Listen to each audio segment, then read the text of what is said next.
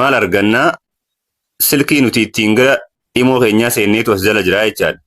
Amma akkuma agartan kana silkii lamaatu as jala jira. Moodela silkii keessanii isin hundinuu beektanii so moodela silkii keessanii ilaaltanii silkii keessan addaan baafachuu dandeessu jechuudha. Silkiin tun currently online dha. Ammaan tana kan imoodhaan seenee itti fayyadamaa jiru jechuudha. Iddoon isaa ammoo Itoophiyaa jaa. Akkasuma gara gadii irratti kan argamu offline jaa. Offline jechuun kan amma dura itti fayyadame kan ammaan tana ittiin hin seenin jechaadha. Inni kun Huawei dha. Huawei kun Itoophiyaa uma iddoon irraa fayyadame active 73 days ago jaa.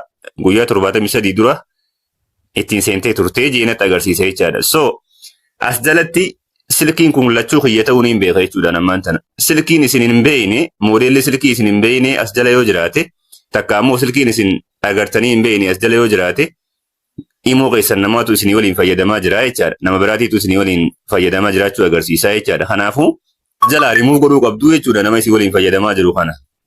Okay? Nama isin waliin fayyadamaa jiru as jalaa remove godhuu ni dandeessanii jechaadha. Yoo silkiin isin hin beekne as jala jiraate. Jalqaba irratti imoon keessan xalafamee jiraachuu iddoon isin ittiin beektan iddoo kanaa jechaadha. As jalaa silkiin isin hin beeknee fi biyyi isin keessa hin jirre yoo jiraate, fakkeenyaaf Itoophiyaa jaahiyyaa biyyi isin keessa hin jirre namni Itoophiyaa keessa jiru.